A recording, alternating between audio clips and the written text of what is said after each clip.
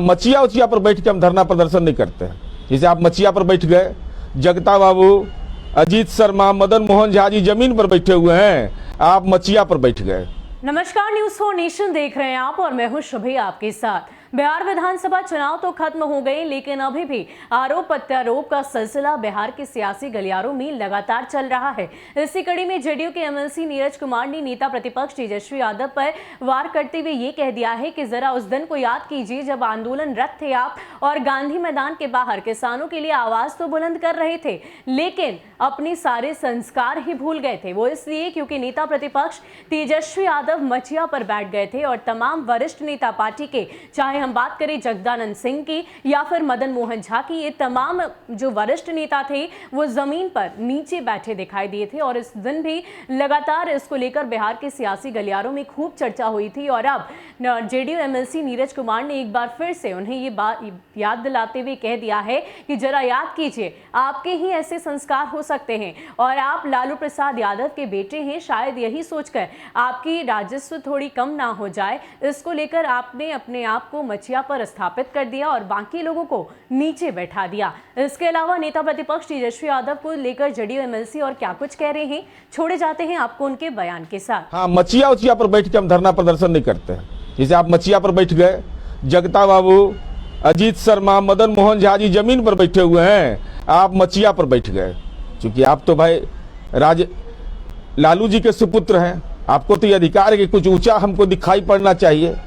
लेकिन एसओपी बना हुआ है ना, स्पेशल ऑपरेशन प्रोसीड्योर बना हुआ है इसके लिए, गर्दनी बाग में आरक्षित है इसके लिए कि कोई भी व्यक्ति आवेदन देकर के जाएगा, वो धरना दे सकता है, अपनी बात कह सकता है। लोकतंत्र में उसको अपनी बात कहने का अधिकार है। लेकिन पुलिस महानिदेशक बिहार के आदेश के बारे में जो आपने भ्रमजाल फैलाया है, भाई क्या चाहते हैं कि कोई 302 का मर्डरर रहेगा, चार्जशीटेड रहेगा, वह सरकारी नौकरी में जाएगा? आपकी मंशा यही है क्या? जो क्रिमिनल एक्ट में शामिल होगा वो जाएगा? भाई वो कार्यपालिका का महत्वपूर्ण अंग है, एग्जीक्यूटिव आपको याद नहीं है?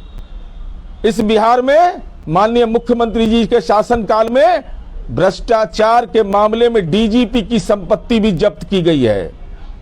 ये बिहार है, बदला बिहार है।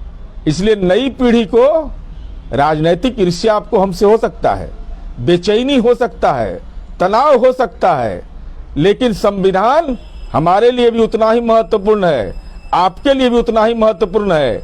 अगर आपको ये लगता है कि देश का जो संविधान है उसकी जो धारा है 19(1)(b) के खिलाफ यह आचरण है, तो आप सवाल उठा सकते हैं।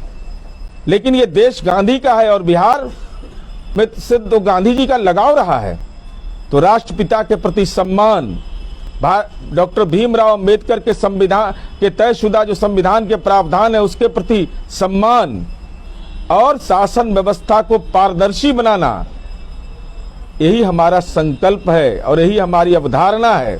इसलिए हम यह समझते हैं कि माननीय तेजस्वी यादव जी, राजनीति में कुतर्क नहीं चलता है, ये ज्ञान की भूमि है बिहार। नई पीढ़ी के लोग अब तो गूगल पर सर्च कर करके देख लिए होंगे कि भारत के संविधान की धारा 19(1)(b) क्या कहता है। तो अब वो दौर नहीं है कि आप झटका में ट्विटर पर ट्वीट कर करके ट्विटर बबुआ समाज में भ्रमजाल फैला दीजिएगा। नई पीढ़ी पढ़ने लिखने वाली है और माननीय आप भारत के संविधान की धारा 19(1)(b) को नहीं मानेंगे।